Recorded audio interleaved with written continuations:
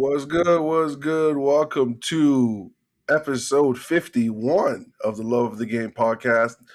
Last time you saw us, you actually saw us. We were recording a video and it took up all our resources and cap space and economics. The system crashed, and that's why we had to disappear for a little month stretch. But, we're back now. We're back. Long time. A lot has happened since. Can't wait to catch you up through the summer dead months. Get you through it. As always, I'm joined by the man making the magic happen. Chinna, how you doing right now, man? I'm doing good. I'm doing good. Glad to be back. Have to dust the cobwebs off, and we apologize for the long layoff. Look, a lot of things have happened in the last couple of months. We ended off with a bang, episode 50, live on video. And life happens. And a lot has happened that we really looking forward to getting to over the next couple of weeks, but glad to be here today. Let's get it. Life happens, world happens, but through it all, we remain here. And when I say us, I also mean my brother from the same mother, Chuku. How you doing, brother? Yes, yes, yes. We are back finally, man. It's been a little hiatus, but it's good to be back. It's been an amazing summer. We're just dusting up those cobwebs, but look, I don't know about y'all, but man, it's been a blast enjoying, this time, being Premier League champions. I know we're gonna get into it, but a lot to catch up, a lot to discuss. I'm just ready to chop it up with the boys. So let's get to it. We got a bagged episode today. I'm sure you guys are well aware, all listeners. 2 days ago, my second NBA team was decided. LeBron James signed with the Philadelphia 76ers. But before we get into that, my brother mentioned a point there I think we have to emphasize. Since the last time we recorded a podcast, a little football club in North London, Arsenal, became Premier League champions. Yeah, we lost the Champions League final. We're not talking about that anymore. But my brothers, we watched that. We met up that last day. We popped champagnes. We had a great time. But now that 2 months have passed, what does it feel like to say you can look back and think Arsenal are Premier League champions? I'll start with you, Joe. It feels good. Like I actually don't think I have the words to actually encapsulate how I feel. It was a common relief, joy, happiness. How many years, decades of we all know what the journey has been like, and just for us to finally get over that hill and reach the mountaintop, which we should have been arguably before this, thinking through heartbreaks, the times we came close, the players that couldn't get us there, and now we're finally here. And then even most of all, just thinking about, just going through that journey with you all and others. And that even made it more special because they knew how I was feeling, I knew how they were feeling, and to just, you know, it's gonna sound a little bit much for some people. Just sometimes you just look into their eyes and you didn't have to say anything, and we just smile and smirk. The joy of that, the what's the right word? the, Euphoria? the, the the euphoria, but just like the proof that we weren't being gaslighted, that this was a team that could win the championship, and we did it. And then just seeing the other cool part was just seeing like the whole world. Like it's not just us. Like us is global. Us is universal. Seeing what happened in the streets of London, see what happened around Africa, around Asia, all over the world. So it just shows one what a great club Arsenal is, how big and beautiful the community is, and the potential for how big the club can be. And I won't speak too much. To me, it just lit a fire in me that I want to see this club continue to be at this level and parlay that to the next level. And that's what I would love to see. But apart from that, I'm good. I'm Gucci for like the next 10, 15 years, honestly. Like that's how I'm feeling. Chuku, how are you feeling now? 2 months later, still champions. Man, honestly, I hear everything our brother Chino just mentioned, but for me, it's really just more of having that sense of like relief to finally make it to the mountaintop. Because we've been here before. We've done this journey as in, we've been on this road for like what 2 decades since over 2 decades since we last lifted the Premier League trophy, and to us to finally get back to where we know we're meant to be was just again a huge sense of relief because again with all of these players that we've been watching over the last close to a decade, but let's say the last over like 5 years, we know how good those guys are. Like, the guys that have been watching this team week in, week out. We know how good Saliba, we know how good Gabriel, we know how good Saka. I don't have to name the whole list, but we know how good these guys are. And I think for the most part, even our rivals know how good these guys are. But at the end of the day, when you bring these names up in discussions, it's hard to, talk about their greatness without having that, elite echelon trophies to go behind it. And I mean, I know we've won the FA Cup in the past, and we've won some community shields, but man, it feels good to finally lift up, that Premier League trophy and to have that validation. Not that we needed it, but either way, it's just good that we got it and we have it. And again, I've been enjoying every moment of it, and I'm just hoping that we don't rest on our laurels. I really hope the club continues to build off of this because we really do have a chance to make this, something that's like memorable in the sense of going on a journey of back to back and really setting a dynasty. So again, it's been an amazing feeling so far. I just hope it's something that we don't have to wait another 2 decades to relive. And yeah, I mean, I'm just excited to see what the future holds for us. But it's been so amazing. So hopefully, the team continues to keep it up, and yeah, we see more of this moving forward. Hey, inshallah, man. I can't do 22 more years. For me, relief is the word. I was saying all year, speaking with my chest, that we were going to win the league. It wasn't pretty. It wasn't easy.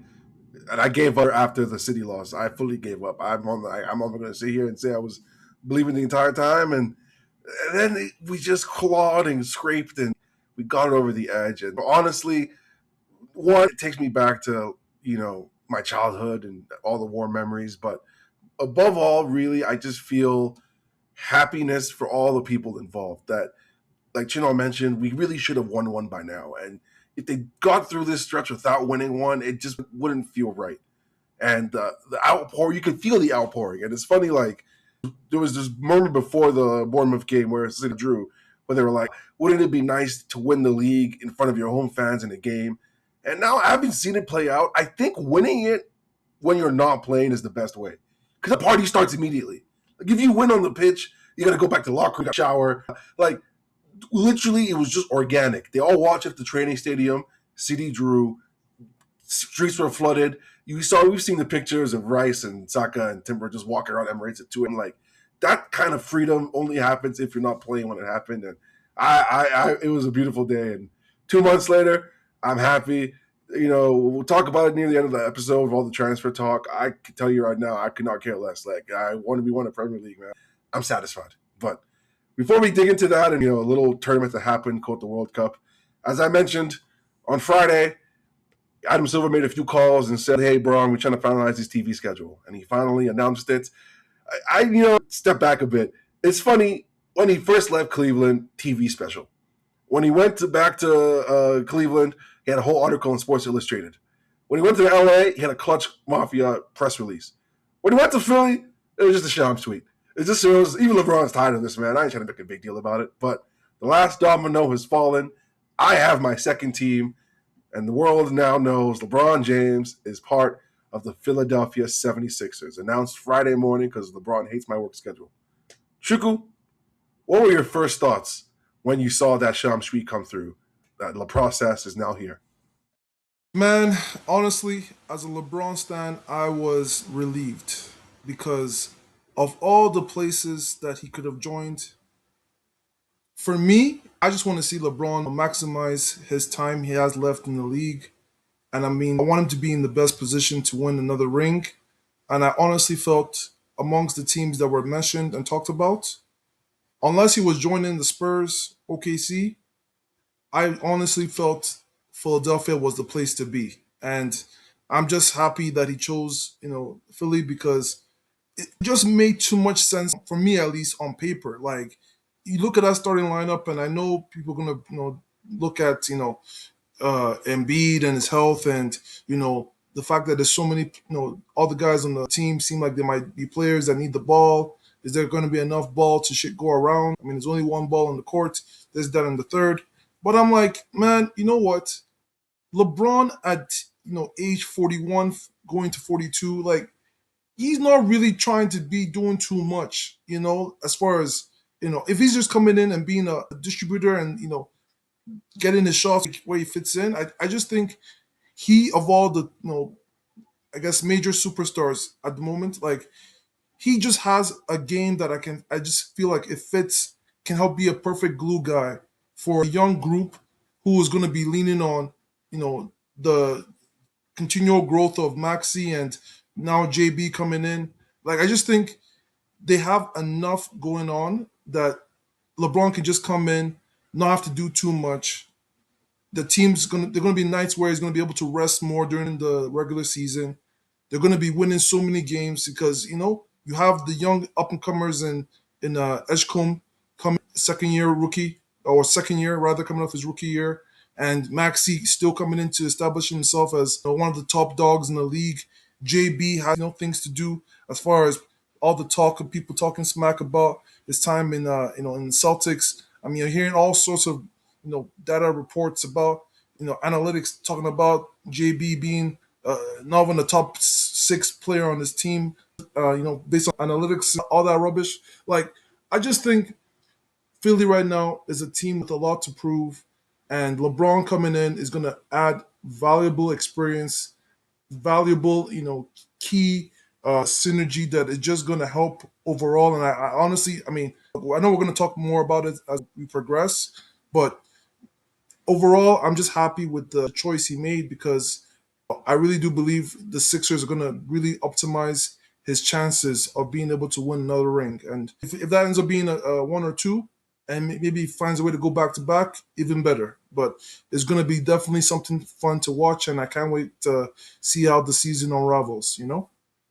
Okay, on that point, I like that point there. And before we get into the actual team, I want to just tease this out because we're all, in case people don't know, we're all LeBron stands on this. Like it's one of the most, besides Arsenal, I think the most unanimous opinion we held is that we're all huge LeBron fans. So, as a LeBron fan, when you saw this news, were you happy with this decision? I was, because when you look at sort of the other alternatives or the other names that were floating out there, one Warriors, I don't know, maybe some people were excited about that, but I never saw the point of that. Because, as a LeBron fan, what do we want to see for him? We want to see him win and have the best chance to win, play at a high level. And I just never saw the Warriors being that. That would just be a retirement tour for LeBron, Steph, Butler, and Draymond. And I just didn't see that team going anywhere. Yeah, they'd be on TV all the time, but I wasn't sure how good that team could be. Then honestly, I would have, let me go in reverse order. Then Miami, same thing. Okay, he was there before, but one, Pat did him wrong. Two, and we haven't had a chance to talk about this trade yet. I think we will in further episodes, but I didn't think Miami would give him the best chance to win either. And that's purely the lens I was looking at, sort of his next possible destinations, because, clearly by his choice, you could see what was most valuable to him is winning. And so even prior to him saying that, that's what I was looking at as well. So Miami was an it for me.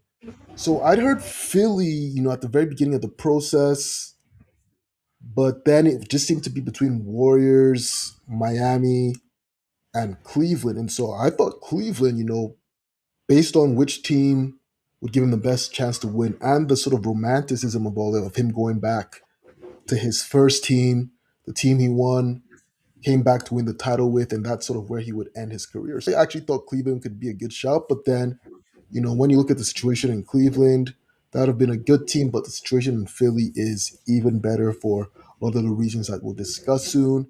Then some other shouts that I thought would have been good would have been, Minnesota. There's a lot of talk about them. That would have given him a good chance to play on a good team.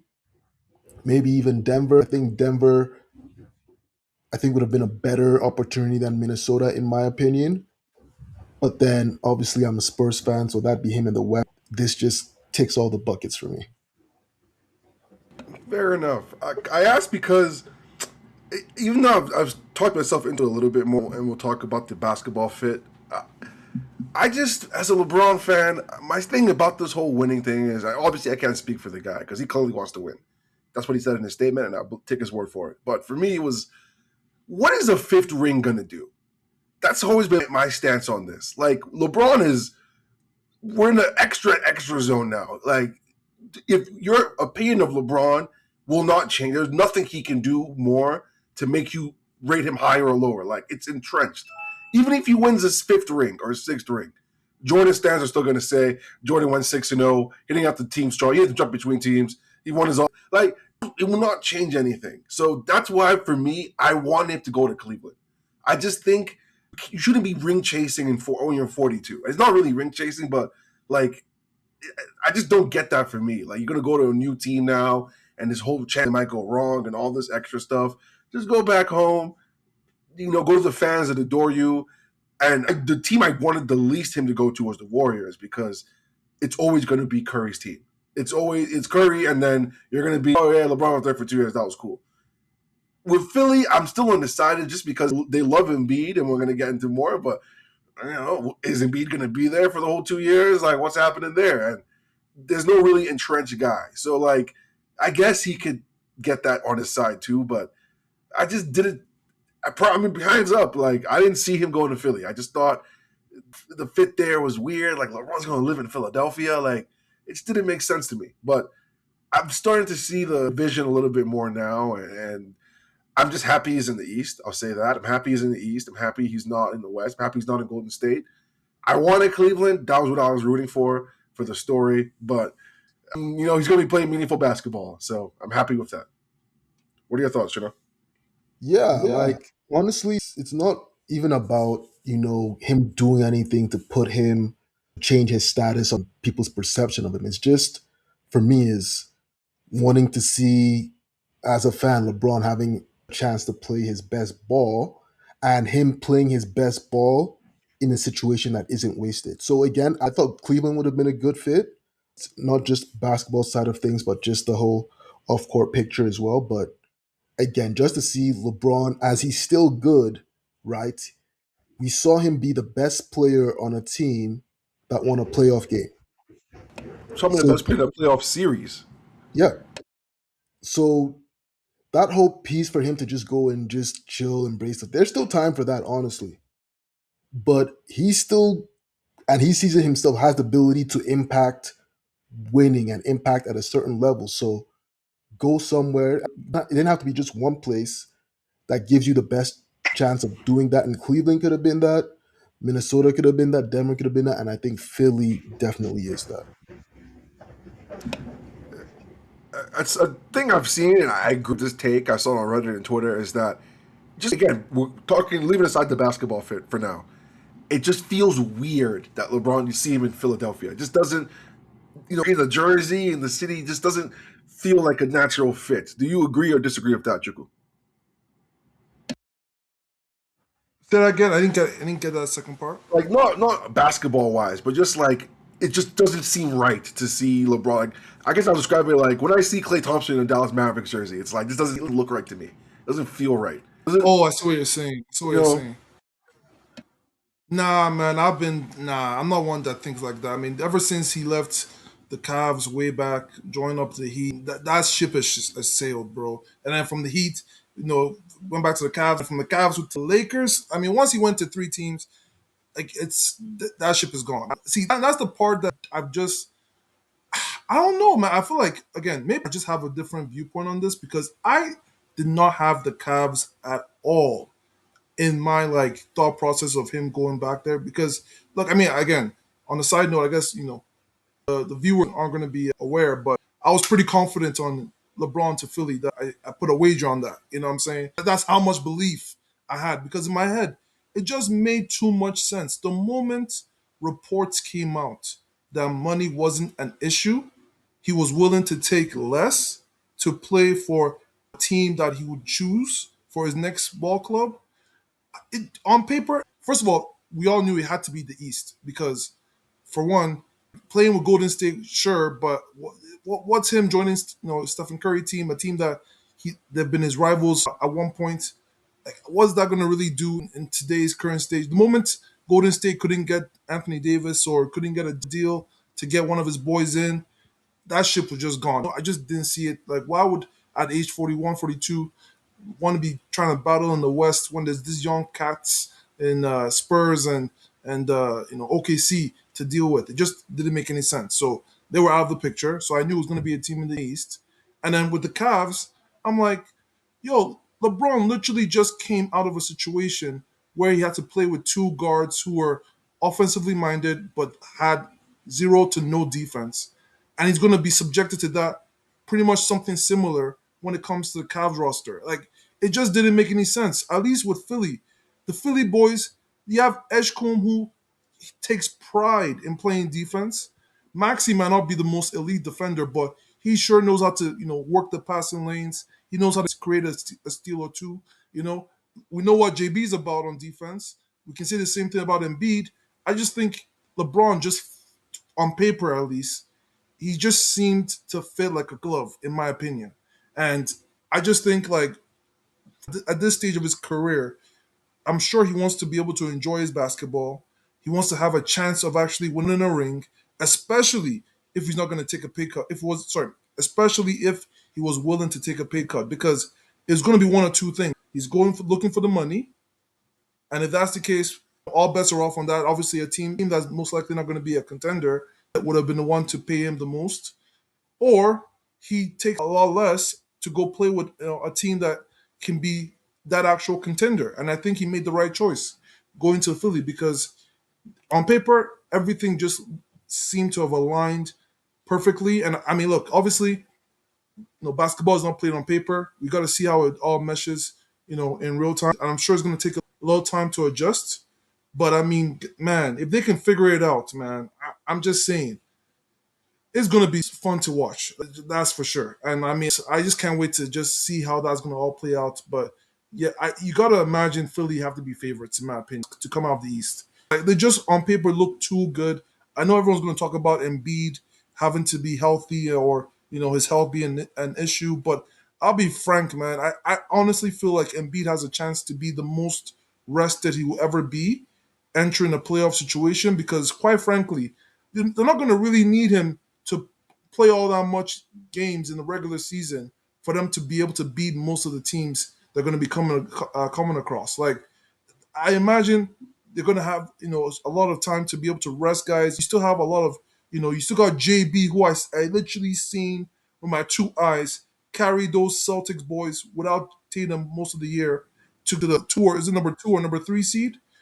Like, JB can carry the load, and if you have LeBron and you still got young cats and Eshcombe and Maxi who's literally becoming a superstar in front of our eyes, I just think as long as the coach can manage the minutes, I just think this is going to be the best chance we're ever going to see, like, Embiid playing up to full par in the playoffs, the healthiest he's going to be without having to strain himself so much in the regular season to have to get these guys to be able to enter or get a good place, a good position to enter the playoffs. So I mean, I imagine if everything goes as planned, like, we honestly should be seeing LeBron carry at least one, if not two rings in the next year or two. So I'm excited, man. As a LeBron fan, I'm excited. One, if not two, not three, not four, Hey, not five. This is the Miami Heat I'm press conference I'm hearing. I'm pretty confident, man. At least one, at least one championship. I see LeBron carrying at least one. So, hey, we're gonna see how it goes. I mean, yeah. Go ahead. No, I said we'll circle to that. We'll circle to that at the end. But guys, put All them on right, the all record. right. At least one. 100%, man. At least one. Fair enough. But I wanted to save that till the end just because that's a nice little boulder conversation. But uh, I'm trying to think what else we can even cover with this. I guess rapid fire question: will Bronny James be on the Sixers next year? Yes or no, Gino? Honestly, it was going to be a hard no until someone mentioned that not someone I was listening to. I think it was the Bill Simmons podcast or the beginning of the Zach Lowe podcast that Lakers currently have 16 players on their roster, and I was like, oh, because to me, I think what LeBron has done is he does what every good dad does: give his son an opportunity, open the lane for him, and then once you get there, it's up to you to establish yourself. And LeBron has done that. Made sure Bronny got into the league. Made sure Bronny had a safe landing space. And now, okay, Bronny, I've done my part. It's on you. So to me, that's the whole mentality. It's a quick fire question. I will say no because I don't think it's a must or requirement that Bronny has to go there. If it happens, it's a nice to have, but I don't think Bron is demanding, oh, Bronny has to come too. So I think Bronny will still be on the Lakers. Yeah, you know who else has 16 people on the roster? The Philadelphia 76ers.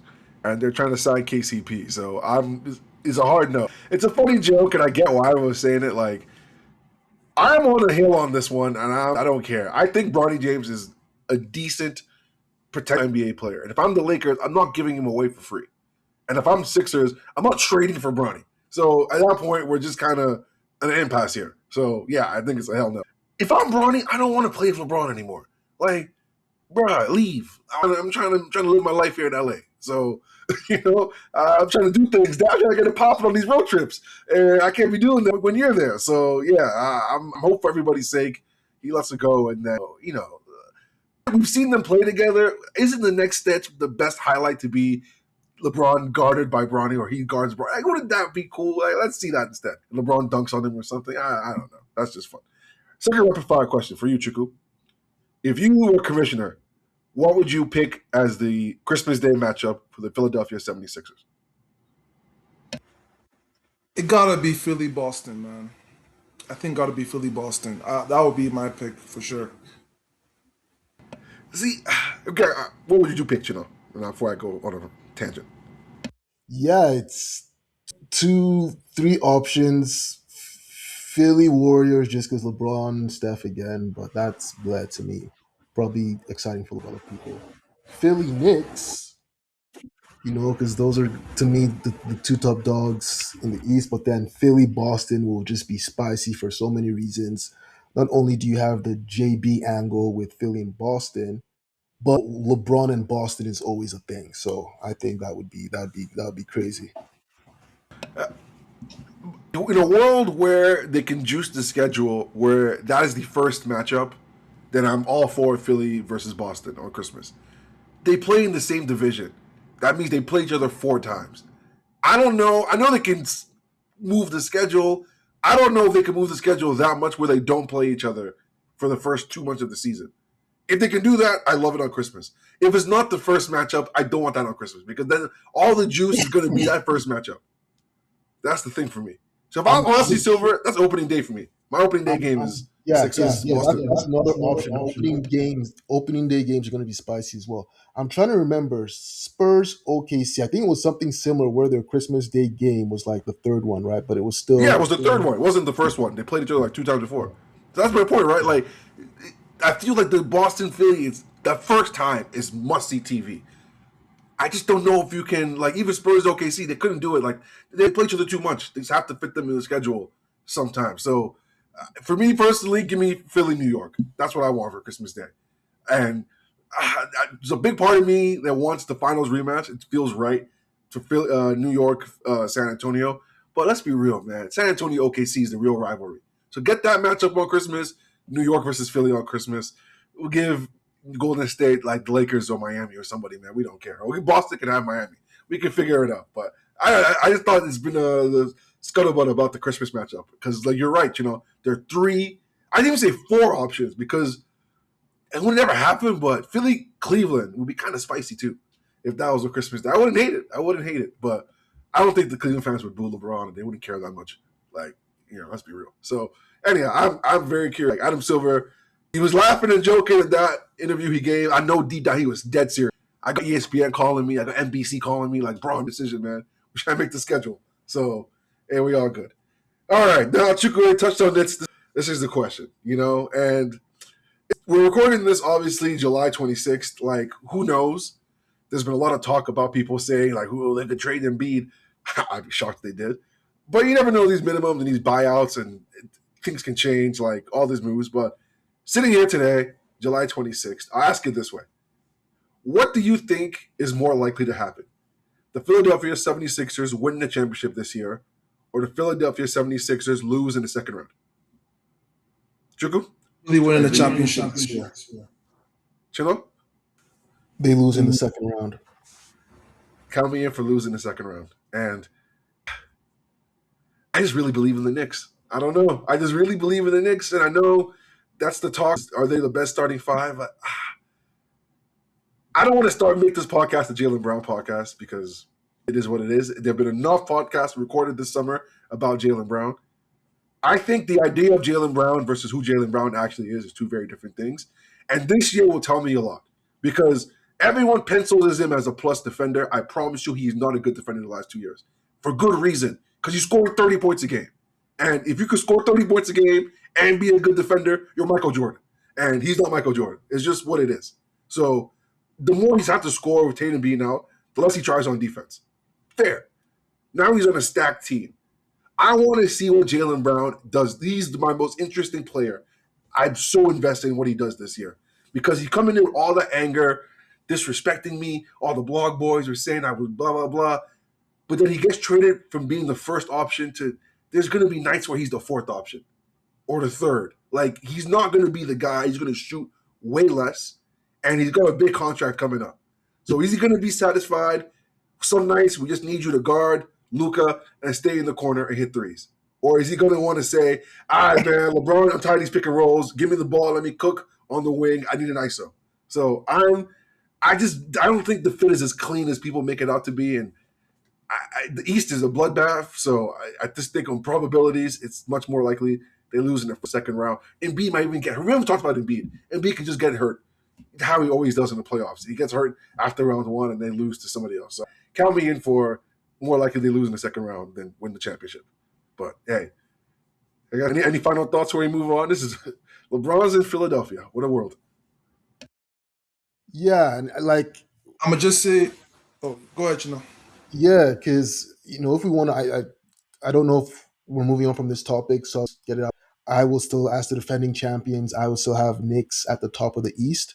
I think Philly, hopefully by the time playoffs come around, will be sort of their arch nemesis. I think it's going to take them a while to gel for so many reasons. You have so many high usage players who are going to need to gel. Hierarchies are going to need to be established. Are they going to come up with frameworks where I think it was on the Bill Simmons podcast where, look, hey, Embiid, only play home games. LeBron, we're going to put you on a Kawhi like load management thing so that everyone's healthy for the playoffs. But to that statement that you made, it's essentially 76ers versus the field. And who would I take? I would take the field. I think it's the same thing where, what were we talking about maybe last year, where I had a team ranked a certain place where it was like, oh, who's more likely to win the championship? And I think I said it was probably Cleveland or something. Not because I thought they were better than OKC, but just because I thought, getting out of the West is going to be a bloodbath. And that's what the East is going to be this year. So it's just not that Philly's in a great team, but round two, round three, round four, it's going to be a battle of attrition just to get through all them. And then by the time you get to the final, you're having to face an OKC or San Antonio, and who knows what shape you're in. But at that time, we saw what it was this year, where after all the battles San Antonio fought, they came in against a fresh, experienced New York team and just was 4-1. So Any last comments, Shuku? Yeah, just two things. I find it interesting. Don't get me wrong. The East is definitely going to be a lot more competitive this season, no doubt.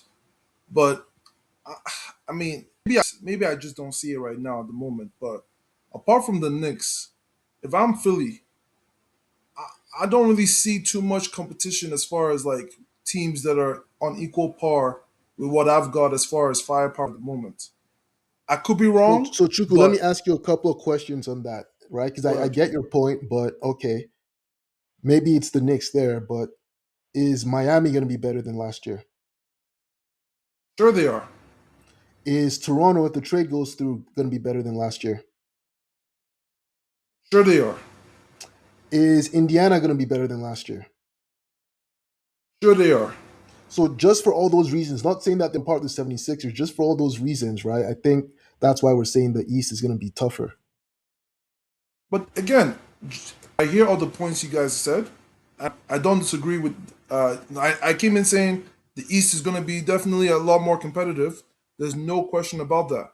But for me, when I look at it like playoff basketball, looking at least how teams are presently constructed, sure, teams like Miami, we're saying is going to be better. Indiana, sure, they're going to be better, but better in comparison to where Philly is at the moment. Again, I'm just giving my opinion. I don't see it. If Philly is fully healthy, which I believe they have a chance to be entering the season with the kind of stacked squad that they have at the moment, I just think if the coach knows what he's doing, you're going to be able to rotate guys in the season and you're going to be able to win enough games to finish in a top four seed. As long as you can finish in the top half of the standings or make the playoffs, the goal should be just being able to just make it with everyone being healthy and ready to go. If they can do that with how things are, with the way I'm seeing things, looking at the moment with the teams in the East, like I said earlier, it's really only the Knicks, in my opinion, that I would say gives me cause to pause when it comes to proclaiming the Sixers as the best team to come out from the East as things are presently constructed. But again, look, things have to play out. We have to see how it goes. But yeah, I just think, in my opinion, like I have Philly ranked well above most of the other contenders in the East, apart from the Knicks. Now, the other thing I was going to quickly mention though was, man, if you're Cade Cunningham, how are you feeling at the moment with what you've seen transpire in the East and what your ball club has done after taking your team to a number one seed last season?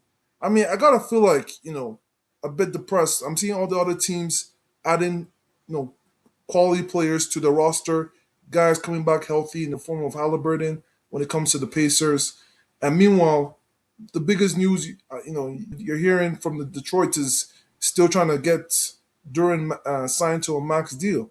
I Oh, you don't mean, like John I Collins? guess I'm just say again. You don't like John Collins?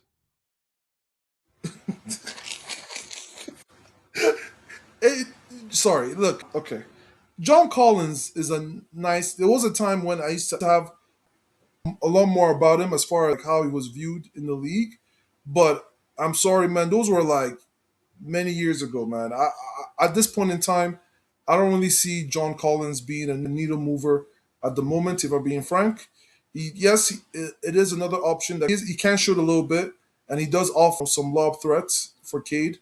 But as far as again, like I said, being a needle mover, I don't know, man. I don't see it. I don't see John Collins being that guy.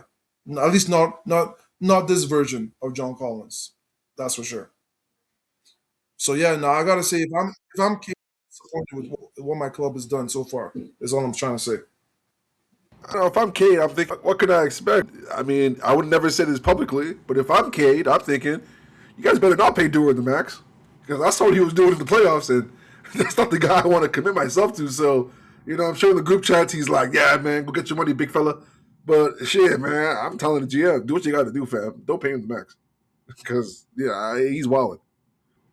But if he doesn't pay him the max and he's seeing what these other teams in the East are doing, then and Durant leaves, how does that, you know, Detroit's going to struggle to contend? I've watched basketball 20 years now. No one ever takes the qualifying option. And if Duran wants to prove me wrong, I'm confident saying, speaking with my chest on this. That's If fair. someone's saying between door one, I'm paying you $35 million for the next 4 years, and door two, you make $8 million this year, you're a free agent. Take the money. And it's not like they're offering him the minute. They're offering him like 30 something million. Like, no one ever takes the qualifying offer. So we shall see. I actually remembered I had a couple, besides the Brody question, I had a couple more true or falses I was going to run by you guys. So I guess I'll give this one for you, Chick, a quick start. Mr. Philadelphia wins the championship next year. July, we're recording this podcast next year, July 26, 2027.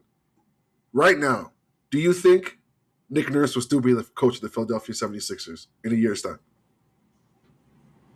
Yes, I do. Chino? Yep. Nick Nurse likes to play guys a lot of minutes. That's all I'm saying. He likes to play guys a lot of minutes. I don't know. He's a clutch client, though. On the flip side, I'm honestly leaning yes just because he's a clutch client. But if Ty Lue ever becomes a free agent, or if they come down hard on the Clippers and punish them, I wouldn't be shocked as well if this time next year Ty Lue's head coach of the Philadelphia 76ers. That's all I'm going to say. And my next question, I'll start with you, Chino. Does LeBron make an appearance on Jaylen Brown's podcast next year? I'll say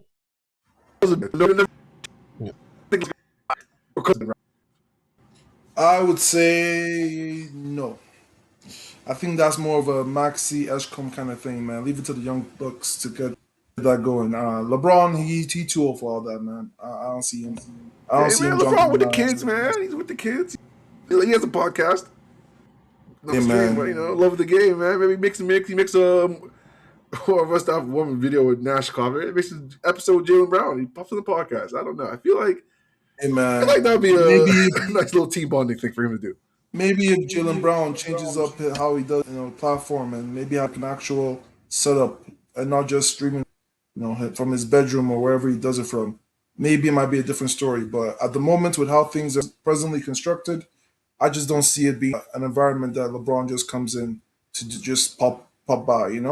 I think the setup has to change, the layout has to be different, and even then, no guarantee is gonna happen. But the way Jalen Brown does at the moment, though, I just think is more of just the young bucks. Like you're definitely gonna be seeing an episode where Maxi and Edgecombe probably make an appearance. That'll be my thoughts at the moment. Fair enough. And my last question, because I'm 30 years old and stuff like this is of interest to me. If you were LeBron, and that comes with the LeBron size bank account, would you live in Philly or would you commute from New York? That's been a subtle internet argument going on about will LeBron actually live in Philadelphia. Apparently, there are actually people who do this, who play in Philadelphia and just live in New York or New Jersey. Just commute 2 hours by driving, 1 hour by train, 40 minutes by helicopter. Like I say, I hope it's take a helicopter for obvious reasons. But I'll start with you, Chino. If you're LeBron James and you're a billionaire, would you live in New York or Philadelphia? Yeah, I think he wants to live in New York. He's from Cleveland, so he grew up in those ends. And if you look at the pattern of the places he's gone to, it's been Miami. Miami's Miami. It's LA. LA's LA. He's gone to places, partly based on the situation, but definitely with LA on where he wanted to live. And I think he trying to try out New York right now. So yeah, LeBron can afford any means of transportation that works with his schedule and his needs. Obviously, we know the history of what happened with another ex-Lakers starting helicopters, so I just have a little bit of PTSD because of that. But yeah, he can take that heli from New York and back. What about you, Chiku? Would you live in New York or would you live in Philadelphia if you're LeBron? If I was LeBron, I would just live in New York, man. New York. I mean, it's the mecca of basketball. It's a bigger city, bigger lights. I mean, who? Yeah, why not, man? I would definitely say New York for sure. Yeah, again, you feel LeBron, man. What I'd do if I was him, I'd have a giant mansion in whatever the suburbs, New York, people have it. And I just get a condo in Philly. Like, if I gotta be playing a back-to-back or something, I'll just stay there. A little condo by the practice facility or something and just stay there. But, man, I never made a connection to that point. He went to Miami. He went to LA. He's going to big cities. Yeah, I never really made that point. That makes sense. Like, you know what? I actually believe Rich Paul, that taking somewhere, if the Knicks didn't win a championship, LeBron would go there. I actually kind of believe it now. Like, it does seem like he likes the big market. He likes the big team. Why not? I'm LeBron James. Whatever. Anyhow, we are going to talk about this, Lord knows, over the summer and next year. Like, they are going to be the biggest story. We're still in the NBA dead season. So, I mean, there's so much that's happened since Giannis, Kawhi investigation, blah, blah, blah, the draft, the rookies are here. well, we got more future podcasts to record all that from. So just want to touch on LeBron. Like this is, for guys of our generation, of our ilk, our age, this is a huge deal. Like the final decision, LeBron's coming to Philly. I can't believe it. Still feels weird to me, but I just can't believe it. But shifting gears a little bit, we did record this summer, and there was a little tournament that happened in our backyard. I think they play soccer in my backyard. I think I see Messi because the World Cup happened. Beautiful tournament, amazing tournament. España, Viva España. Spain are champions, defending Euro and World Cup champions. Is it 2020 or 2010? I don't know. It seems all the same to me. I don't know where to start with this, so I guess I'll just say, Juku, what are your thoughts now in the World Cup? Now that it's happened, we're looking back in 2 years. What would you think about the World Cup? Man, I just think again, maybe it's just me, or maybe I don't know. Maybe I've been living under a rock. I don't know what it is, but Spain, man, Spain. I don't know if a team as good as Spain has ever like. I feel like how do I put this? It's not like I think people find them or think they're like underrated, but I definitely don't think they get enough credit. I mean, because I definitely fell victim to this because everyone coming into the World Cup was talking about oh my God, France, the starting and then the bench and the options and this and that third. They had all the names. Everybody was killers. And Spain, with Spain, I mean, you know the front line, yeah, they got Yamal, great, but like, yeah, they got Nico Williams, but he's. I mean, we've had conversations outside of the pod with Nico, and ever since the Euros, he hasn't really lived up to that what he showed right pre Euros. But the point I'm making is when you really look on paper, right, Spain don't really have the names that are like like star studded or some may say needle movers or just that spark. But boy, when they get on that pitch, man, they are one hard team to beat, man. For you to have only conceded one goal, is that correct? They conceded one goal. Was it the Yep, entire tournament or Belgium. the knockouts? One goal the entire tournament from Belgium. That's incredible. Only one goal. I mean, man, look, it just goes to show, man. Like, Spain are just real powerhouses. I just say, man, I'm glad they won, right? Because at the end of the day, I mean, look, as much as Messi's the goat, and we want to see Messi win one last World Cup before he retires. Who knows if this is his last World Cup? Who knows? But I just think, man, like Spain won, and it feels like football won because Spain actually came to play football this entire tournament. And I mean, look, they have been lovely to watch, man. Like Spain plays some beautiful football, and I just think it's about time they get the respect that they deserve. And I mean, it's funny saying that they won the Euros, a couple years ago, but man, Spain they're just something else, man. I don't know what they got, in their waters, but they have ballers, man. They have ballers, and I just think it's about high time that they get, some of the players start getting recognized for like, you know, for their play. Because honestly, I just don't think. I mean, maybe because I don't get to see too many of a lot of the Spanish players that play in Spain. I don't get to see too many of their games, but someone that I know has been good even from his time in Germany and now playing ball in Barcelona, who I don't think gets talked about a lot. Uh, Almo, man, Almo had one hell of a tournament, man. Like he may not have scored a lot of goals or been the key guy giving the assists all the time, but man, just seeing him, the way he fit in that team, like he was definitely one of the players that impressed me this tournament. I mean, there were a whole bunch of names to be fair, but I'm just saying overall, man, Spain have a lot of underrated ballers, and I just think this World Cup, there was a chance to kind of showcase that more. I mean, they really got to showcase it in the Euros, but in the World Cup, in the biggest stage, they were able to do it again. They were able to replicate it, and I just think Spain just have my respect, man. They are a real football nation.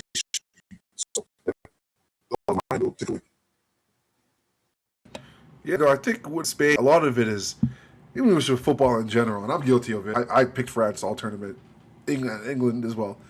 Is we kind of go by, okay, who are the best players, who are the biggest names, and Spain. Don't get me wrong, Spain have big names, but obviously France and England for sure have bigger names. It's a team game, It's a beautiful game. It's a team game, and this Spanish side really encapsulates that. Yeah, they have Yamal, but Yamal wasn't even the best young player on the team, let alone best player. Like Kubarsi had a better tournament than he is because he came in with a bum hamstring, and it was just an overall team effort. The defense was immaculate, midfield was midfield, and then when Ozabayal didn't score, Ferran Torres came off the bench and scored, or Marino came off the bench and scored. Just a complete squad effort. So I think that's probably why they didn't get their respect, even though they're literally the defending Euro champions and haven't lost a game. I think it was in 2 years. That's why they didn't really get, and also they win boring. Spain go up 1-0, they just pass the ball around, and that's it. So I think that contributes to them not getting the respect. But I mean, everything you said is fair. Like they are the best team in the world, reigning Euro and World Cup champions, and reigning female World Cup champions. Like, what do you want more? What more can you want from Spain at this point? They are the best footballing nation right now, and it's not even close. Yes. What are your thoughts on Spain as a champions? Yeah, on that thought of Spain, I think it's just as simple as, Chico was talking about, oh, it's like maybe he hasn't paid enough attention. You don't need to pay attention because the beauty of Spain and, in other sports, they talk about the system is Spain truly has a footballing system.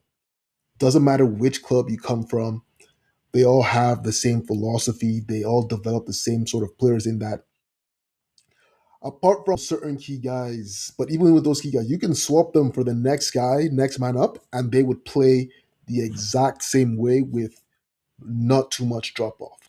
And so that's why Spain are able to be as successful as they are. And I know we didn't see it as much in this tournament, but they now have that bedrocked out foundation, that system, and they now have a maverick in Yamal. So that's going to be a scary sight for future tournaments that we didn't really see for this one that we saw at the last Euros. And then the other thing is, what's the name of their coach? This is his fourth title with Spain, and I saw a graphic of when he won. Either was it U17s first and U19s and then U21s, and you look at the players on those squads from ages ago, who you're seeing. You're seeing Marino, you're seeing Ruiz, you're seeing a lot of these same players that he's coached up through the levels. So these guys know each other. They know how to win with the coach. They know how to bond. And so just on so many levels, you're just having this perfect storm of things that are just congealing together for Spain to be as not sexy, but as dominant in a boring way as they are. Yeah, no, that's a good point too. Like national teams, especially, it's not just the biggest names. It's about chemistry. It's about systems and playing together with the same group of guys in both club and country is one of the biggest cheat codes you could do. Like when Germany won in 2014, it was a Bayern Munich core. When Argentina, well, I guess Argentina's different, but Spain won in the 2010s, it was Barcelona. Now again, 2026, it's a group of guys who kind of came up together and playing in similar, and also a lot of Barcelona flair. So I mean, yeah, Spain is just, they got a system. And you have a system in national football and quality, it's really hard to beat. It's really, really hard to beat. And, there's going to be some big names getting hired now from these national teams, like Zidane and Klopp are now coaching. And so I'm curious how they kind of approach national team football. But Perlo got hired for yeah, Italy. I mean, I'm not putting him next to Klopp and Zidane yet, but like it's interesting, like how that kind of, to be too cool in England, like there's now big money signings, I guess, equivalents in national team football. And Spain just trudge along, promoted some guy from the youth team and keep carrying it forward. It's beautiful to watch. Before we go into the football, just we do live in a host nation, and I did go to the World Cup, so I'm biased. I thought it was fantastic and beautiful.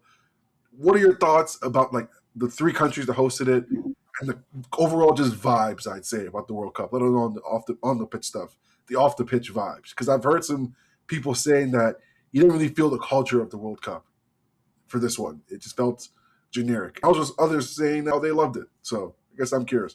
I'll start with you, Chino. Yeah, it's tough for me to say because unfortunately I wasn't able to attend any of the games in person. I wasn't in a host city or anything to feel the vibes. And, the World Cup that I have been to was in Brazil. So it's always going to be tough for, non footballing countries to compare to hosting the World Cup in a nation such as that. So I don't think I can really speak to that aspect of it. But what I will say is I had a lot of worries about this World Cup. There are a lot of geopolitical things that were in the mix. We don't need to speak too much about that.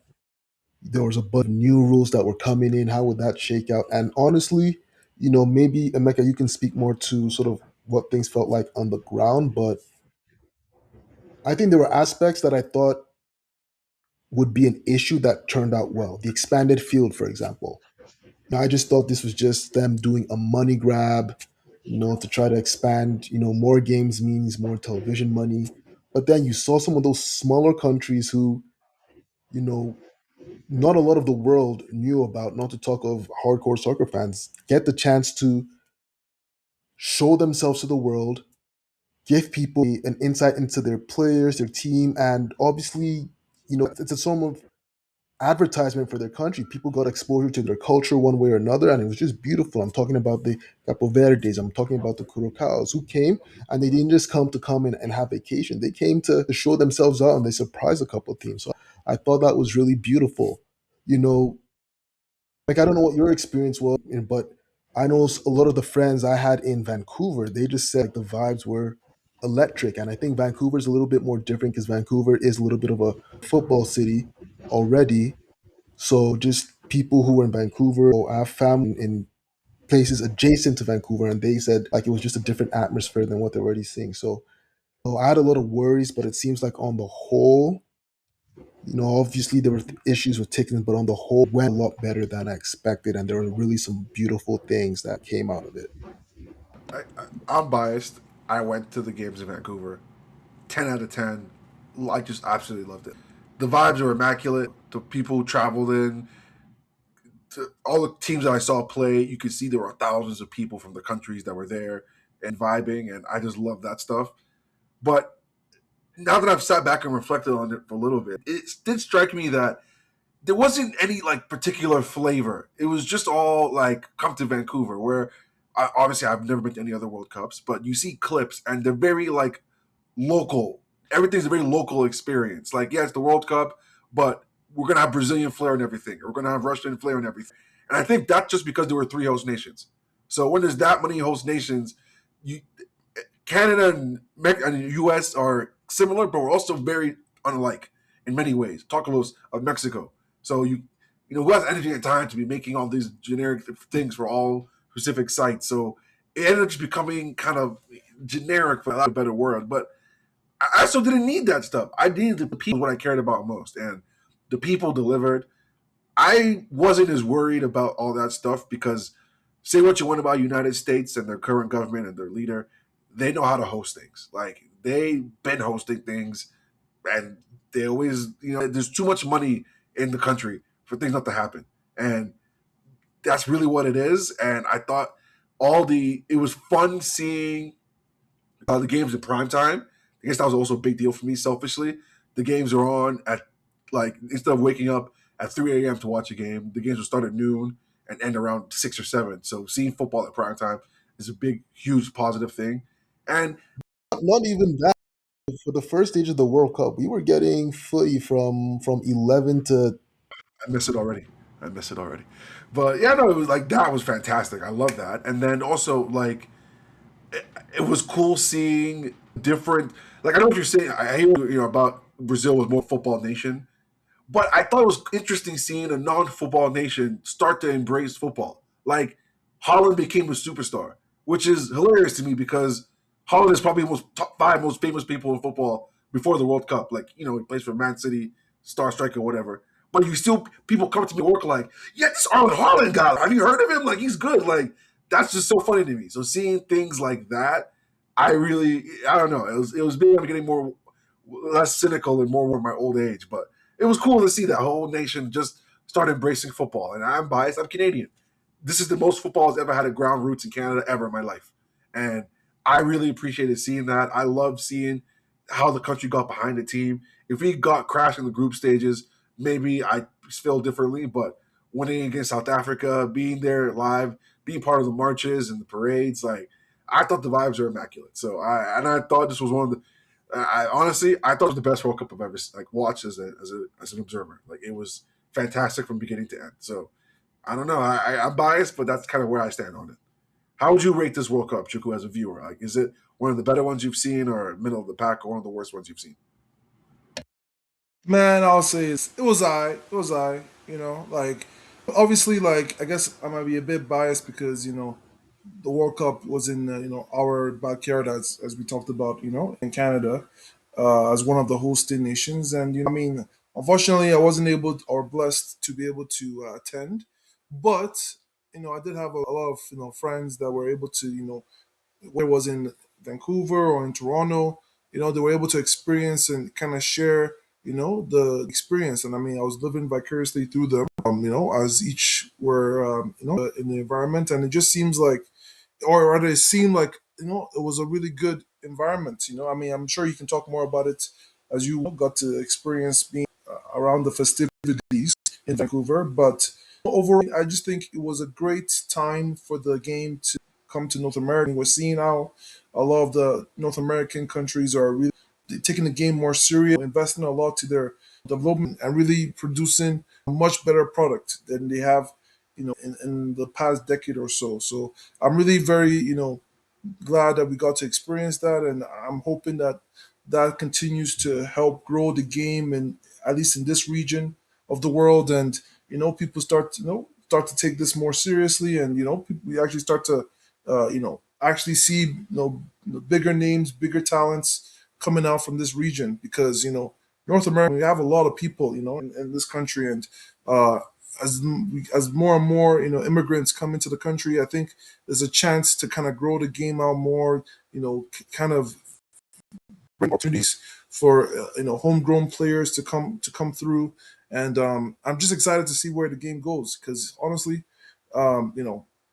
it's been a long time coming, honestly speaking. So I think is really great for the game. It was lovely being able to actually watch games from morning to evening and not have to be awake at odd times or odd hours of the day just to be able to keep up. So definitely not going to take that for granted. But overall, I just think it was a success. It was a huge success, and hopefully, there's another chance for this region to host the World Cup again in our lifetimes. So I'll be looking forward to that, possibly. Yeah, I know. I'm definitely biased for many reasons, like I said, but I just thought the vibes, even taking aside the Canada part, like I love when stars show up, and that was a big deal with this World Cup. The stars were stars, like Mbappe, Golden Boot again, Mr. World Cup. Vinny Jr. was showing out. Like I mentioned, Holland became an international superstar. Messi was Messi. Like Harry Kane, Jude. I love seeing the big names because it's always tough when I watch a lot of people who don't know football. So tell me like, oh yeah, I'm watching the Spain game, and I'll say, yo, look out for Yamal, or hey, I'm watching Norway. Yo, the Holland guy, look out for him. And then they go and do nothing. And the guy's like, they're not that really good. This time it was like, oh, I see what you mean. Like, yeah, that Mbappe guy, amazing. Like, oh yeah, all that stuff. So I guess I just like the World Cup too. What can I say? And I also think for me particularly, I love this World Cup a lot because the last one we had was in Qatar and in the winter. And I hope, I really, really hope, and I'm looking at Saudi in 8 years, that we don't have a Winter World Cup again. Because it's just not the same. World Cup, I need to be outside. I need to be, you know what I mean? Like going out, doing things. We live in Canada, fam. I'm not going to minus 30 when the World Cup is on. Like, let me enjoy some sunshine. I hope and pray that next couple ones are in the summertime and I can enjoy it again. Even though I doubt I'm going to be pulling up to these other host countries for the next couple ones, I hope and pray that it's in the summer. But Shana brought up something that I'm actually curious you guys' thoughts on. So, as you guys all know, this was the first World Cup that was expanded to 48 teams. I didn't hate it. I didn't love it. It is what it is. But the one thing I'll say is if you're going to go to 48, you might as well go to 64 because this whole third place chat, it wasn't for me. I didn't appreciate it. So I guess I'll ask it. If you were head of, Infantino came up to you and said, "Hey, broski, the men are pressuring me," would you keep the World Cup at 48? Would you go back to 36, or would you expand to 64? I'll start with you, Chino. Like it already looks like they're on the road to like expanding it to 64, which is just going to be crazy. You know what? Now that the Pandora's box has been opened, now that you've let the genie out of the bottle, I'd keep it at 48. I think it was a good mixture of allowing more teams to have an opportunity, but still keeping the quality at a certain level, and also making there be jeopardy for qualification. Like if you keep it at 64 teams, you don't make you maybe lose the impetus of certain federations getting their act together. Italy, you do not have the choice to just rest on your laurels because, oh, whatever, we're going to make the World Cup anyway. You have to make sure that your team is ready at all levels, not just on the playing side, but on the organizational side to make the World Cup. Nigeria, can you imagine how much worse it's going to be if Nigeria can just rest on its laurels? It's like, oh, we're going to get in anyway. Please, let's do We enough that still those might guys not make it. We get still their might act not make it. together.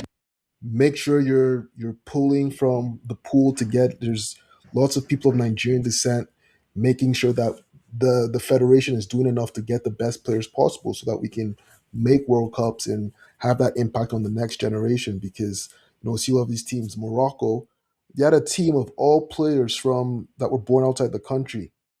It's going to be very easy to convince the next French Moroccan talent to play for his father or motherland. So I think I just again I was worried at 48. It turns out those worries were unfounded, but at 64, you just everyone's gonna get in. So why are we doing international qualification anyway? Like at some point it's pointless. And then we didn't see it this time, and I was talking to some people. Just because we didn't see it this time doesn't mean that Cape Verde shows up at the next one and there's no Vozin net and they get pumped 8-0. So We saw it from Tunisia, but yeah, no, I hear you. Chuku, I guess same question. Keep it at 48, back to 36, or up to 64. Hey man, I'm always gonna be a proponent of increasing the numbers. So hey, I thought that they already kind of announced that they were planning already doing that though. But anyhow, Head of South Africa said that it's happening, but South America, sorry, head of South America said it's happening, but it's all kind of, they have to vote on it still, but who knows? fair enough, man. But hey, man, if there's ever a chance for more African countries to make it, man, you gotta give Nigeria as much chance as they can get. So yeah, man, I'm a big proponent. I'll take, especially with the whole multi-nation hosting kind of bids thing going on at the moment. I mean, if that's going to be the case, hey, man, more games. I mean, me as a viewer, I'm selfish, so if there's more games to watch, hey man, better for me. So yeah, I'll definitely be a big proponent of them continuing to increase the numbers as far as teams to qualify for the World Cup. I'm pro expanding to 64 just because I just despise third place teams qualifying. I think it's ridiculous. And we avoided, I think it was Algeria and Austria. I thought we'd see some shenanigans happen, and I put a sizable wager on a draw, and I got bailed out by the last second goal. So shouts out them for being honorable people and playing it straight up. But I just don't want to be dealing with that stuff. Like, let's just, if we're going to go all this way, let's just go all this way. However, it needs to come with a giant caveat of if they're going to go to 64, then South America and North America need to merge and be one qualifying region because South America have 10 teams in the entire, no, 12 teams, I think, in their entire pool. And I don't want to have an entire confederation automatically qualify. They should at least earn it somehow. So if we go to 64, because right now I think it's 10 out of 12 or something like 8 out of 12 qualified. Joke. So if we go to 64, merge South and North America and let them battle Bahama and Curacao and all these other Trinidad and Tobago, and let's see them play Vinny Jr. in Brazil and get something there. But I mean, I'm selfish. More teams, more games, more whatever. And hey, Nigeria might qualify, even though we still might not qualify for 64. I'm not joking. It still might not happen, but it is what it is. I guess I mean the World Cup is gone. I came and won. I feel like everyone's giving their takes, but give me a or a loser from the World Cup, Chuku. I guess it can be anything: a country, a player, a team, a coach. Well, give me one winner or a loser from the World Cup. Hmm. Oh man, they put him on the spot. I think hmm, a winner Right? has to be North America, man. I just think North America being able to host a World Cup, especially a World Cup where we actually got to see all the big names actually show out the way they did. I definitely think it was definitely great for the game. Great to get a lot of these people's great to get a lot of these household names popular, more popular in the in this region, especially for those who are watching football for the first time. It's always a great feeling to have to see the big names that you're being introduced to all kind of just making their mark in the at the biggest stage. So I'll just say, you know, North America as a whole, as a host, that was a W. And then biggest L has to be Turkey for me as a nation, footballing nation, man. For a country that's has been talking about, there's been a lot of hype when it comes to their up and coming players. I mean, I'm sorry, but they didn't really come out to they didn't come out to play this tournament, man. They had some awful, I mean, god awful performances, some terrible losses they shouldn't have taken, and yeah, man, I just think overall they need to go back to the drawing board and figure things out because for a country that this is supposed to be one of their top groups of up and coming talent, they definitely didn't have a chance to, or didn't do themselves a disservice with their performances in the World Cup this tournament. So they'll be my biggest losers for sure. Uh, both very valid. My biggest winner, controversial winner, Donald Trump, because I watched football for a very long time. I've never seen a president overturn a red card like Trump did. He got Ronaldo to win the World Cup. People sleep on this. He got Ronaldo to win the World Cup. He was gonna miss one game, but he did some yo and deferred the suspension. And everyone was like, whatever. What? This guy overturned the red card. Like that's something. And didn't have the decency to try to hide behind the shadows. No, he tweeted to take credit for it. So it's on the record. I mean, it's unbelievable it happened, but I'm glad they got tumped up the next game, USA. But shouts out Donald Trump. I mean, damn. Now every time there's a suspension, I'm gonna be looking at, hey, yo, King Charles, man, put a phone call in. Like, you never know.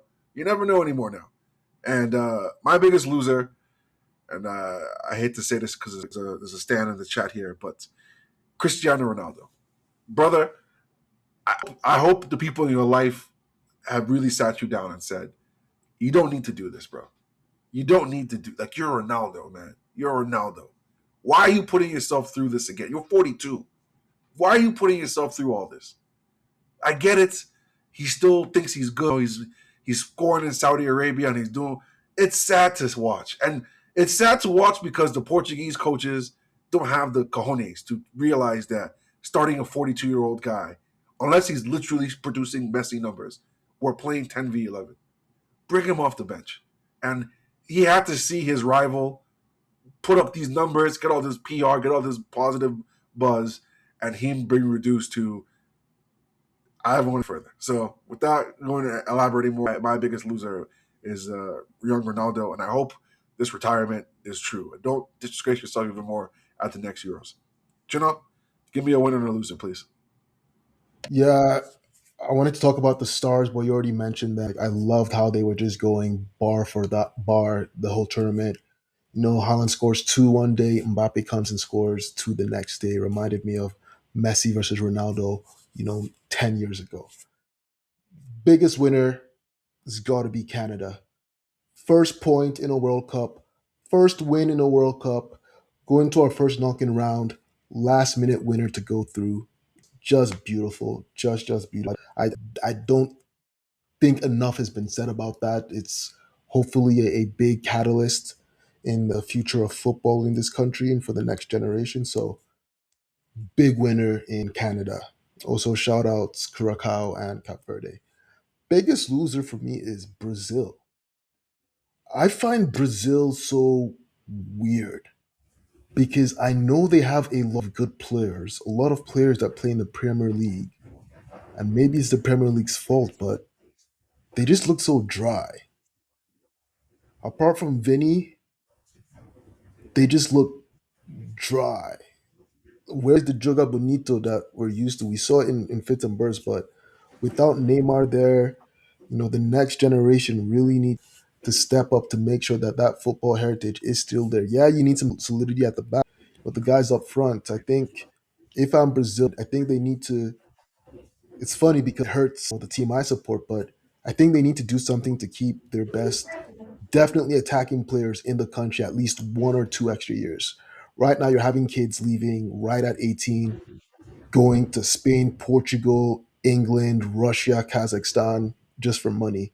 They need to keep them at least another extra 1 or 2 years because I think what a lot of people forget is Santos was able to, the government industry came together and they were able to keep Neymar in Brazil till 21, which I think helped because there are a lot of super talented players coming out, but a lot of them get lost along the way. Wonder if they would hold on to a little bit of something more if they stay just that extra year younger. So Brazil, look, what is it, 2030? It's going to be Vinny, Rodrigo. Hopefully Endrick is out of Ancelotti's whatever shadow realm he's put it in. And some other young kids that I know about who, probably the world isn't aware of. And you just hope that by that time, they're ready to shine and we can see Brazil be Brazil. Just like we saw France be France, we saw Spain be Spain. I think we all want to see Brazil be Brazil. Listen, Brazil. I don't know if you might have academies. I don't want to be racist. I don't think so. But if they do have academies or young youth training, every fourth winger tell the fifth kid stay in the middle. Like just stay in the middle. Maybe play midfield. Just play midfield. Every fifth winger, just pick a kid and say, "All right, man, we got enough Neymars. Just play midfield. We need some Jogo Benito." I don't understand how a nation can produce all the tricky wingers in the world, and yet all the midfielders are hatchet men. Doesn't make sense to me. Like all of your skill guys are wingers, but one of them is a midfielder. They're not all hatchet men, but what happens is the game in Brazil is so end to end is that they're number 10s or like old school number 10s of back in the day, and they don't make it to the next level in football. So they have those guys just stay in Brazil and they can't make it out of there. So they need to find a way to blend those abilities with still being able to do all the other stuff that's now paramount in today's game, where you still have to be, physical, dynamic, be able to press and do all that stuff. If you look, those there's still Joga Benito. They still have the number 10s, but those number 10s ain't making it out of Brazil. Oh, fair enough. They're all luxury players, but yeah, I couldn't believe my eyes not seeing Casemiro and Fabinho still being started at Brazil in 2026. It is sit right with my soul. But yeah, listen, the World Cup, man. The World Cup is the World Cup. I'm sad now that it's gone. We're now really in the dog days of summer. So dog, we came out of retirement to give y'all a podcast to get you through the days. But I'm going to be thinking about this World Cup for a very long time, very, very, very long time. But sadly, all good things have to come to an end. And now we're into what I would humbly say is my brother's favorite part of the season. It might be up there too. I used to love it, but now I'm out of it. The transfer window. And the day before the World Cup final, I think it was the day before, or the day before the third place game, I woke up one day to our group chat. Someone put there, I had to squint and make sure I wasn't seeing things wrong because I saw an Ornstein tweet with Morgan Rodgers. I was like, here we go. I was waiting for this tweet all summer. And he's going to Chelsea. My man went to Chelsea. There's been a lot of transfers that we could talk about, and I'm sure we will during the summer. But I want to spend some time on this one because I've never seen a gazump that came out the blue like this. Maybe I was missing things, but every single story ever released was Arsenal were in for Rodgers. Arsenal were in for Rodgers. Arsenal were in for Rodgers. I Was mean, he the first or second option? is that true? We're literally seeing another one like that happen right now.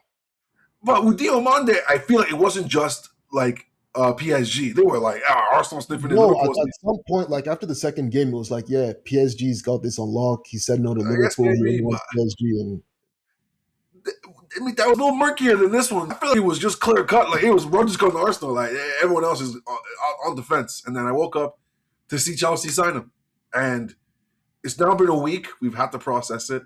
There's some news that obviously has been breaking a couple days that we can touch on later. But Chino, I feel like you've been on me. I'll put my opinion on there. I was on the record. I wasn't a big fan of Rodgers for the money that were being quoted, let alone the prices that he's gone for now. But a week later, how do you feel as an Arsenal fan now with Rodgers going to Chelsea for 117 million, and then some deals happening the other way, Garnacho going back? So who knows? But how do you assess this Rodgers deal? No, look, I'm not gonna lie. Like, I didn't want to express it too much in the group chat because I know there's some guys on here who would always refer to Rogers as my Rogers. So I didn't want to.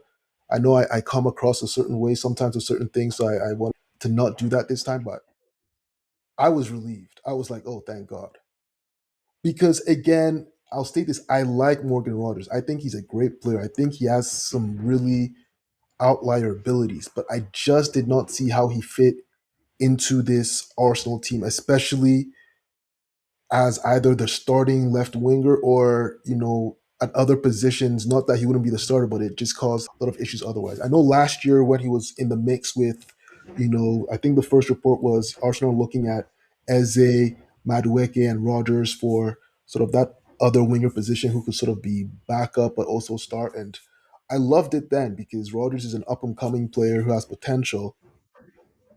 But there's a valuation that I had for that I hope Arsenal had for that. And the prices I was seeing, even in this inflated market, just didn't make sense. Because to me, if you're going to pay that money for a left winger, whether he's worth it or not, let him at least be a left winger. And it wasn't me. All the reports just kept being said that Arsenal view him as their number one target for the left wing spot. So they said it, not me. And so that was always confusing to me. And at the end, I was at the point was just holding my hands up to say, hey, you know what? Y'all know better than me. Y'all are the professionals. I hope you know what you're doing. But it didn't work out. And I was happy. Honestly, I would rather sign nobody than have Morgan Rogers be the left winger at that price. I tried to squint hard during the World Cup to see anything. I didn't see anything. The one thing I saw, Pete, like, again, I'm not trying, like, he had a shot where the goalkeeper clearly fumbled, and I don't know, maybe it was a little bit satire, and people were like, oh, Rodgers had the shot. And I was like, wow, y'all reaching here. So I didn't see anything that alleviated I my. mean, he assisted the goal against Argentina. I'll give him that. Okay, yeah, yeah. So I didn't see a lot that alleviated my worries, especially compared to some of the other guys that were potentially targets. And so, yeah, I honestly, I think he'll go and do well for Chelsea, honestly, because he's a good player. But in terms of what I wanted at Arsenal, and I'll make this selfish, I was relieved it didn't go through. Now, the one thing I will say is, I still think it is a concern that whatever I feel or not, this was reportedly Arteta's number one target. And again, and this has been a repeating pattern, this is another case of us not being able to bring in Arteta's number one target. I think, honestly, apart from defenders in Declan Rice, especially when you look at attacking top targets, we have not landed a single one. Now, you can squabble about what those guys ended up doing at other clubs, but Vlahovic, we didn't get. Rafinha, we didn't get. Rodrigo, we didn't get. Isaac, we didn't get. And then option B was Sesko, we didn't get. There's one other player getting. Now, people say, oh, well, those guys didn't work out, and the players who ended up getting worked out. To me, that just shows that Arteta has been able to make lemonade out of lemons. So it's like, if this is what Arteta is doing with maybe not the guys that were his top choice, what would he have done with his top choice? Because we've seen him bring players that weren't doing a certain thing at the club they were before, and then come to Arsenal, and he's been able to utilize them. So that's what I see. So I'm like, to me, it's just like, just once, and we can put the debate to bed. Let's bring in Arteta's top target and see what he does with it. So that's the one concern I have there. I'm not really going to talk about Mr. Spinning Plates because that's for another topic. But those are all my thoughts with regards to the Morgan Rogers situation. I'll let you cook, Chuku, because I really want to hear your thoughts. But I'll just say quickly, when you listed off those names, what I kept thinking, what came to my mind immediately was when Mourinho went on that football heritage rant and he said, "See all these players? See where they play? See how they play? See if they play." And that's how I feel all those names. Vlahovic, because I remember mans were losing their minds over Vlahovic. Where is he now? So that's all I can say about that. And But that is to my point, and I know how it turned out. My personal belief is that I feel like if those guys played for Arsenal, even Mudrik, I feel like their careers would have gone very differently just because of what I've seen Arteta do with the guys that were second or third choice. I know, fair enough. I just, I do agree. I do agree. And, some of them, yeah, I do agree, but it came to my mind. But before I let my brother cook, because he deserves to cook on this topic, I want to get on the record that even though I was anti Rodgers, I'm also fully aware that on this very podcast, maybe 2 years ago, I got on here and said that Rodgers was the best player I've seen play against Arsenal in the last 2 years. He has his moments. He's fantastic. He's not a winger. And that's always been my issue with him is that he's not a left winger. I'm not spending 112 million pounds to get a guy who, if you asked him, he will tell you he's not a winger. That's not who I want for that kind of money. And talk us of XG comes for us all and all that things. I was consistent on it. I do not want Rodgers. So when I go about even with that being said, when I first saw that tweet that he went to Chelsea, I was disappointed. I couldn't believe it. Just going to Chelsea, like how did these guys afford him? Like all these questions, and then now I've really sounded a little bit more, and I I'm happy he didn't come to Arsenal. So I can say for that kind of money, I'm happy he didn't come to Arsenal. But I had some chats with my brother from all the way back in April, even before the season was over, and he was telling me, "Look, we're this good now. Wait until we get Rodgers in next year." And now, Chuku, we're going to see Rodgers link up with his fellow cold brother in Chelsea. So, as the biggest Rodgers fan I knew, what are your thoughts now, 1 week later, after his transfer to Chelsea? Hmm. I mean, I've sat here, I've listened to y'all both chat about him, and I mean, listen, I can hear y'all saying all this talk now about being glad we didn't sign him. I hear it, and that's y'all's opinions, right? And don't get me wrong, like, look, obviously with the news that's been floating around recently with who might be possibly available, by all means, if that possible player does end up signing for our club, then who's Rogers? Who's Rogers? Whatever, right? But for me personally, right, until that player who shall not be named is actually signed or actually is holding up our jersey, I personally just don't get the whole narrative about not wanting, or rather, I guess not. Let me just put it this way: like, basically, being okay with the alternative being not signing anyone as opposed to signing Rogers at the price that I guess was needed to be paid to get a deal done. I mean, look, I get it. Like, obviously, Chelsea overpaid, no question about it. I was initially heartbroken when I first seen the news. I couldn't believe it because, in my mind, I'd already ordained Rogers to be our signing. It didn't happen, and it is what it is.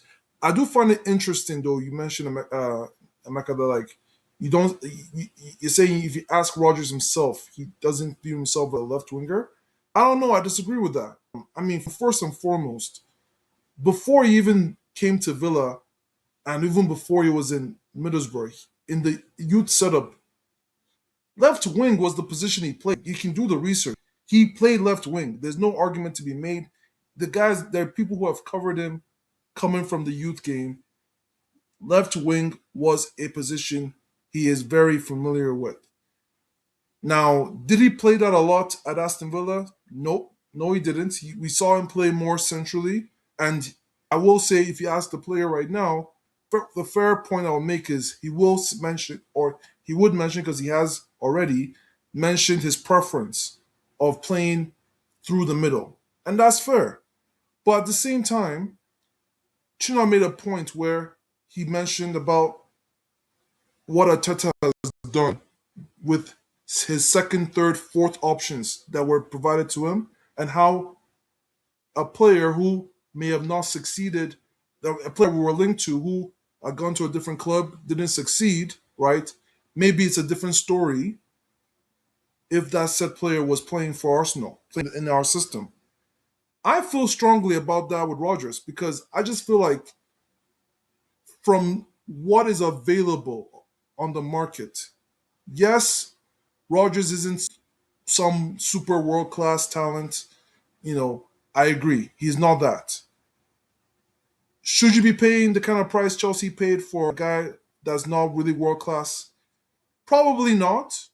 But at the same time, to think that a signing like Morgan Rodgers doesn't improve at the bare minimum our overall squad or our overall team, I just think that's silly, in my opinion. I just think I just don't believe that. I believe Rodgers would have greatly helped improve us going forward. But again, we will never see it, so it is what it is. I've already made my peace with that. Now, granted, you know, I know there was a lot of comparison with him and Barcola, and if I'll be frank, for the play style and the type of players they are, because Barcola and Rodgers are two completely different style of players. For what I would want on the left wing, I think for sure it's safe to say I would prefer like the style of play of a Barcola, but I think in the back, obviously we've had our chats. I've now given my explanation, and I'll make it clear. Part of the reason why I was willing, or rather, one of the reasons why I wanted to sign a Rodgers was one, we already saw what the market was looking as far as other players, what they've gone for, and the price they were going to cost.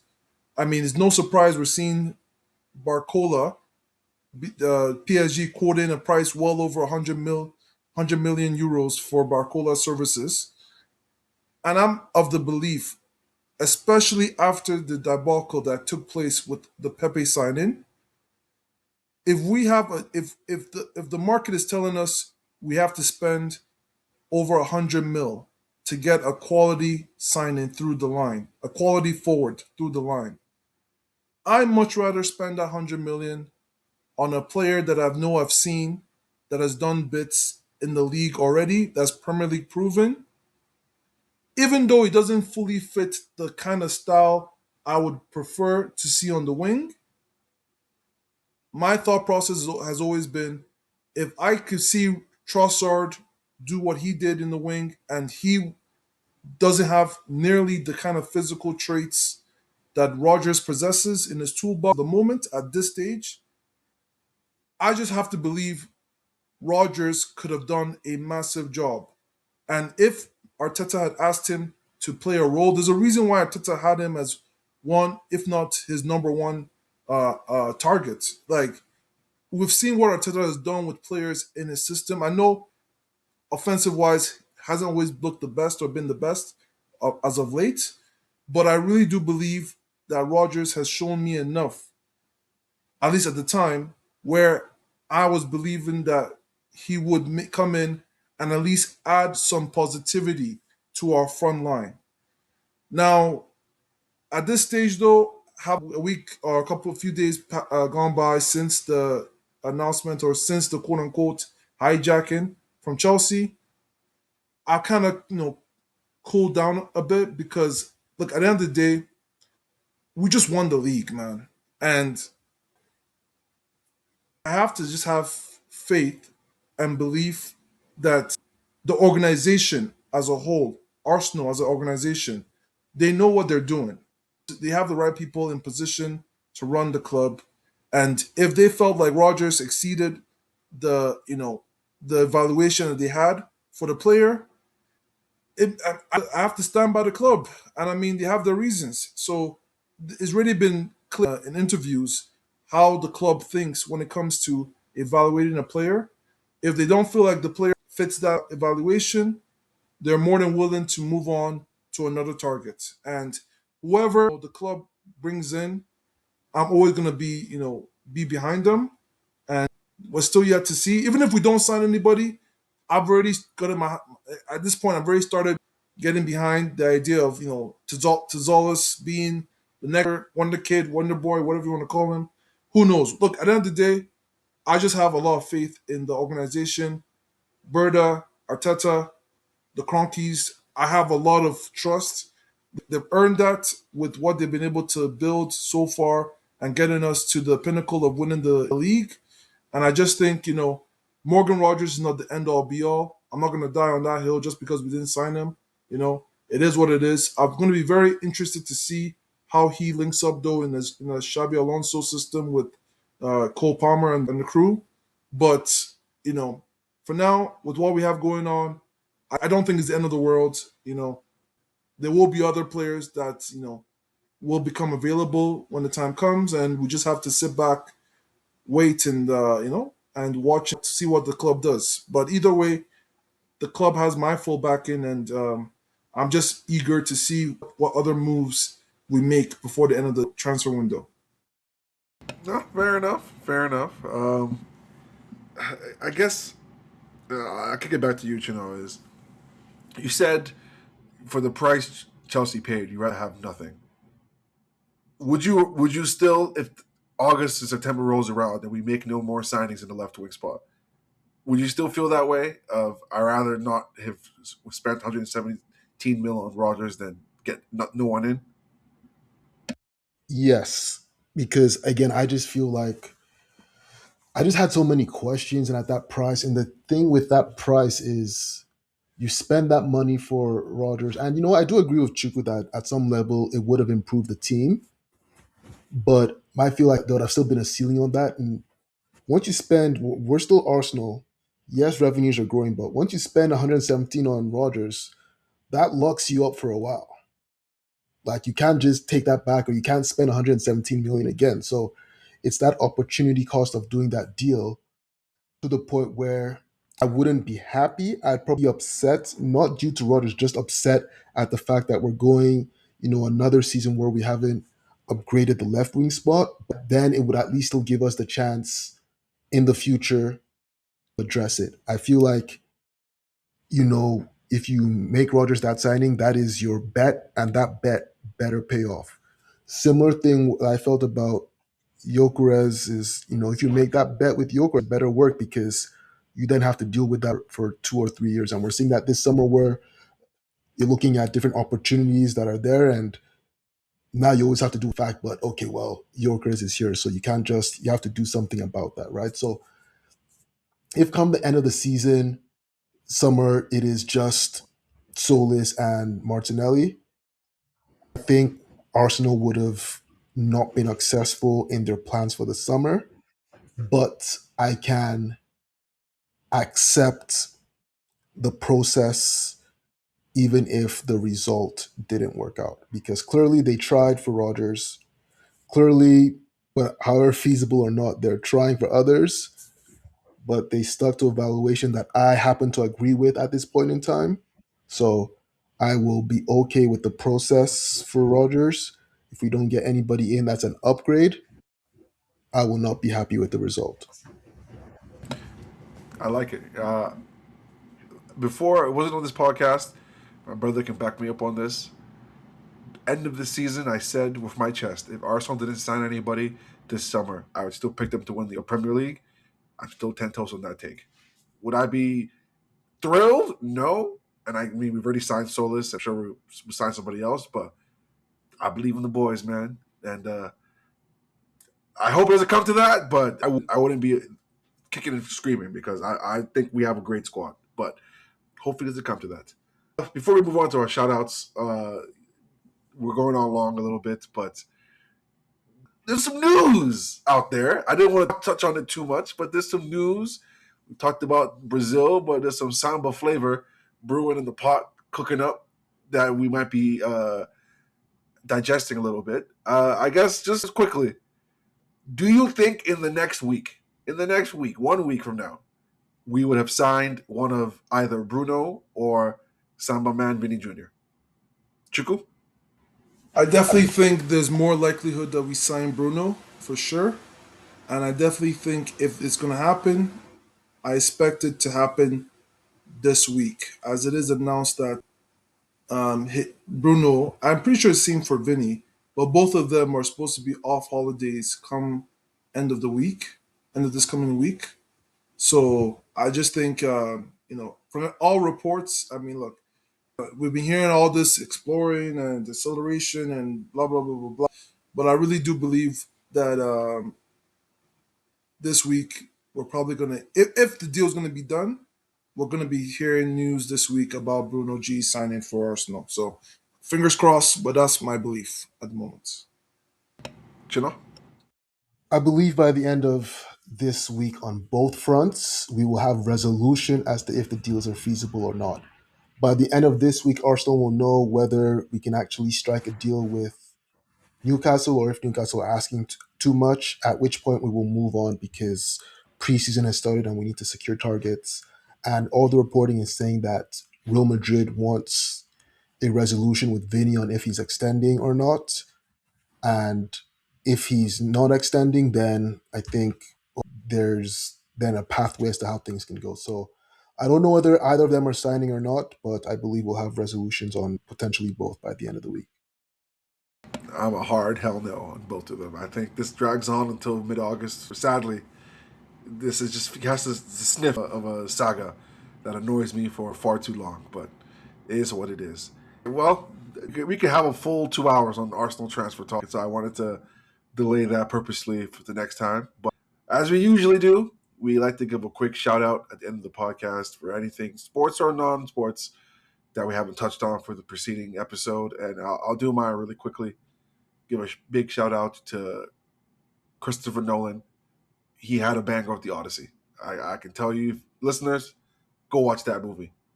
You don't wait for an IMAX. All this IMAX chat is a little much for me. Like, go pick a movie theater and watch it. 8.5 out of 10. I'm bumped up. I first said 7.5. Now I'm bumping up to 8.5 out of 10. Better than Oppenheimer. So, Christopher Nolan, a guy making a Greek Odyssey, making $1 billion movie. Shout out Christopher Nolan, man. Chino, any shout outs this week? Yeah, shout out the creator of The Process. I believe y'all can name him for me. Sam Hinkie? Yep, Sam Hinkie. And also shout out Daryl Morey. You guys set up the foundations. You saw the potential. Unfortunately, you weren't there to see it actually happen, especially for Daryl Morey. Like he just missed the boat by a week or a couple of weeks. But hey, I think you're seeing the culmination of the process. Now you guys have the team. Not saying whether you win it or not, but I believe we can officially close that book that now officially the process is complete. I mean, not to tangent off it though, but would LeBron still have signed if Morey was there? I'm not so sure. People sleep. There's some beef between them. When LeBron got in trouble for China, Fair enough. I mean, the new GM is someone that LeBron played high school with that too as well. and was, in the Cleveland organization when LeBron was there. So I'm sure there's parts of that. But yeah, Like it's funny because I got that thought because you mentioned it, but like I don't think LeBron signs if Morey's there for those two reasons. He got beef with him, and his replacement is his boy. So you never know. But fair enough. Shout out Sam Hickey for sure, man. Like even if they don't win, the process led them to signing LeBron. I mean, what can you say? Driku, take us home, man. Who'd you shout out for the week? Hey, man, I think I'm a second Chino, man. Shout out the process, bro. Because, man, the process has definitely been a long time coming. But the fact that you could get, is led to, where we're at today. LeBron James, a Philly. Who would have thought, man? If someone had mentioned LeBron James is going to be another team that's not Cavs, Heat, or Lakers, I mean, I would have had to, I would have thought they were smoking some, some herbs because, yeah, I just didn't see it. But lo and behold, fast forward July 2026, LeBron James is the Philadelphia 76ers, man. It's crazy. So, yeah, no, shout out to the process. I already told y'all LeBron gonna win another ring before he retires. I don't know if it's gonna be this year. I think it'll be this year, but If it's not, best believe it'll be next year. But I got my money on Philly, man. They're gonna do something special. So shout out to them, to the process. Shout out to the city, and let's get LeBron. On that note, trust the process, trust love of the game. We'll be back. Who knows? Recording schedule in the summer. I'm not gonna lie to you.